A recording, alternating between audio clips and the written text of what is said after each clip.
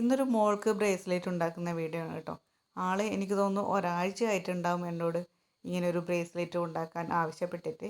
പക്ഷേങ്കിൽ ഞാൻ ഉണ്ടാക്കി കൊടുത്തില്ല കേട്ടോ. അത് മറ്റൊന്നും കൊണ്ടല്ല, ആള് ഒരുപാട് കാത്തു നിൽക്കുന്നുണ്ടാവുമെന്ന് അറിയാമെങ്കിലും പോലും ഈ ഒരു ബീഡ് എൻ്റെ കയ്യിൽ കിട്ടിയിട്ട് ഉണ്ടാക്കി കൊടുക്കാമെന്ന് വിചാരിച്ചിട്ടാണ് ഇത്രയും ഡിലേ ആയത് കേട്ടോ.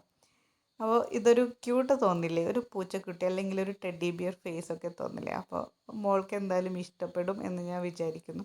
സിമ്പിളായിട്ടുള്ളൊരു ബ്രേസ്ലെറ്റ് വേണമെന്നാണ് പറഞ്ഞത്. അപ്പോൾ ഇതിലുള്ള ഒട്ടുമിക്ക കളറും ഞാൻ എടുത്തിട്ടുണ്ട് കേട്ടോ. മിക്സ് ചെയ്തെടുത്തിട്ടാണ് ഞാൻ ഉണ്ടാക്കിയത്.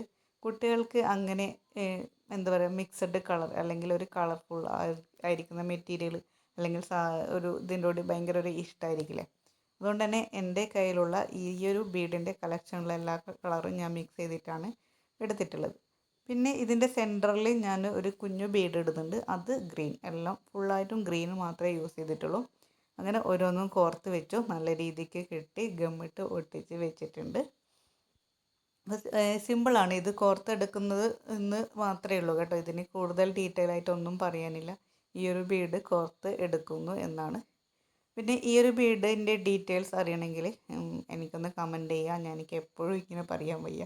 അപ്പോൾ കമൻറ്റ് ചെയ്താൽ ഞാൻ കമൻറ്റ് ചെയ്ത് തരാം കേട്ടോ. അല്ല, ഞാൻ റിപ്ലൈ തരാം എവിടുന്ന് ഈ ബീഡ് കിട്ടിയതെന്നത്. എൻ്റെ വീഡിയോ കണ്ടിന്യൂ ആയിട്ട് കാണുന്നവർക്ക് ഉറപ്പായിട്ടും അറിയാൻ പറ്റും ഞാൻ എവിടുന്ന ഈ മെറ്റീരിയൽ വാങ്ങിയതെന്നുള്ളത്. അപ്പോൾ അങ്ങനെ ആ മോൾക്കും എനിക്കും സന്തോഷമായി. ഞാൻ ആഗ്രഹിച്ച ബീഡിൽ കൊണ്ട് അവൾക്ക് ഒരു ബ്രേസ്ലെറ്റ് ഉണ്ടാക്കി കൊടുക്കാൻ പറ്റിയതിൽ എനിക്ക് നല്ല ഒരുപാട് സന്തോഷമുണ്ട്.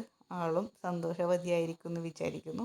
അപ്പോൾ ഇതാണ് ഫൈനൽ റിസൾട്ട്. നല്ല ഭംഗിയിലെ കാണാൻ, ഒരു ക്യൂട്ടായിട്ട് തോന്നില്ലേ. അപ്പോൾ നമുക്ക് മറ്റൊരു വീഡിയോയിൽ വീണ്ടും കാണുന്നത് വരെ ബൈ.